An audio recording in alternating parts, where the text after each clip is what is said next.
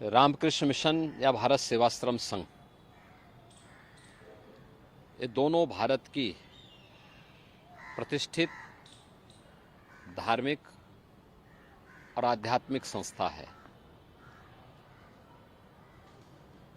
इनके द्वारा जो कार्य किया गया है, रामकृष्ण मिशन स्वामी विवेकानंद के आदर्शों पर चल कर के पूरे देश और पूरी दुनिया के अंदर सनातन धर्म के मूल्यों और आदर्शों को, भारत के आध्यात्मिक मूल्यों को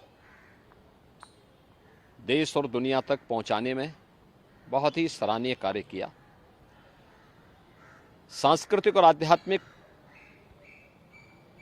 मूल्यों की स्थापना के साथ साथ सेवा के क्षेत्र में भी रामकृष्ण मिशन का बहुत सराहनीय योगदान है। ऐसे ही भारत सेवाश्रम संघ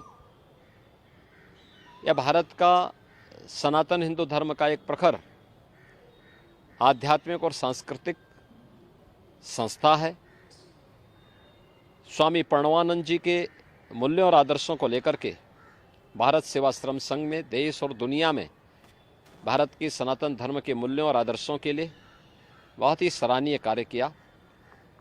सेवा के विभिन्न प्रकार के प्रकल्पों को भी दुनिया के अंदर ये संस्था लेके चलती है। लेकिन जैसा इंडी गठबंधन है, कांग्रेस और उसके सहयोगी दल टीएमसी हो, समाजवादी पार्टी हो या आरजेडी हो या आम आदमी पार्टी हो, जैसे इनकी प्रवृत्ति है, इन लोगों की पूरी राजनीति हिंदू विरोध पर आधारित है।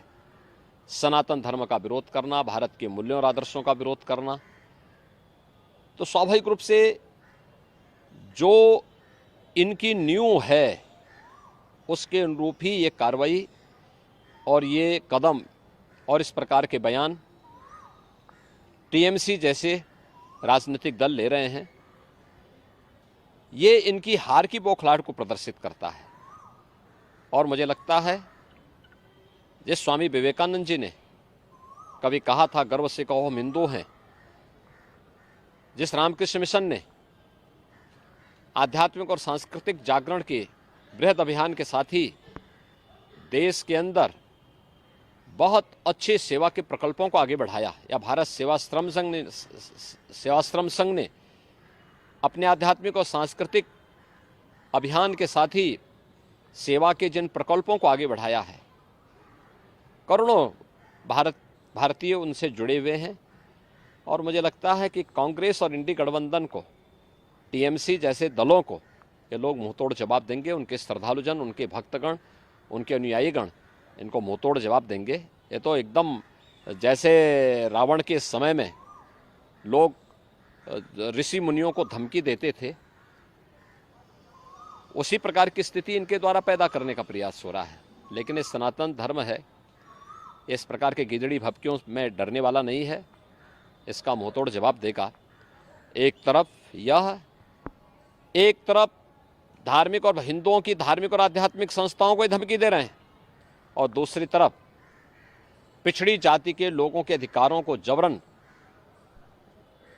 बंदरबांट करने का काम टीएमसी सरकार ने वेस्ट बंगाल के अंदर सन 2010 में 118 मुस्लिम जातियों को ओबीसी में शामिल करके ओबीसी के आरक्षण पर एक प्रकार की सेंधमारी की थी। पिछले 14 वर्षों में लाखों पिछड़ी जाति के लोग इन सुविधाओं से वंचित हुए होंगे। इसके लिए बंगाल की ममता बनर्जी की टीएमसी की सरकार को ओबीसी समुदाय से माफी मांगनी चाहिए, कांग्रेस को इसके लिए माफी मांगनी चाहिए। जिन युवाओं के और जिन नागरिकों के अधिकार इन्होंने लेकर के जबरन या कृत्य किया है, वह किसी भी स्थिति में वह स्वीकार्य योग्य नहीं है। दूसरा, यह बाबा साहब भीमराव अंबेडकर की भावना के विपरीत है। वे भारत के संविधान के शिल्पी हैं, और बाबा साहब भीमराव अंबेडकर ने कहा था कि धर्म के आधार पर आरक्षण नहीं हो सकता। ये धर्म के आधार पर आरक्षण देकर के पुनः भारत के विभाजन की आधारशिला तय करने की एक षड्यंत्र का हिस्सा है। माननीय उच्च न्यायालय कोलकाता ने जो निर्णय लिया है अत्यंत सराहनीय है, अभिनंदनीय है। टीएमसी और इंडी गठबंधन, कांग्रेस समेत इंडी गठबंधन के सभी दलों के मुंह पर एक जोरदार तमाचा है। महाराज जी, क्या लगता है कि पश्चिम बंगाल की सरकार सनातन आस्था के प्रति संवेदनशील नहीं है, जानबूझ के रवैया अपना रही? क्योंकि अभी एक हफ्ते पहले वहाँ पे जलपाईगुड़ी में रामकृष्ण मिशन के आश्रम पे हमला हुआ, इसके पहले रामनवमी देखिए ये देखो ये कांग्रेस या उनके सहयोगी जो भी दल हैं, उत्तर प्रदेश में समाजवादी पार्टी, बिहार में आरजेडी, बंगाल में टीएमसी या अन्य जितने भी ऐसे दल हैं, इनकी पूरी राजनीति हिंदू विरोध पर आधारित है। इनके लिए देश की तुलना में सत्ता महत्वपूर्ण है। देश की कीमत पर ये सत्ता चाहते हैं और मुझे लगता है कोई भारतीय इसको स्वीकार नहीं करेगा।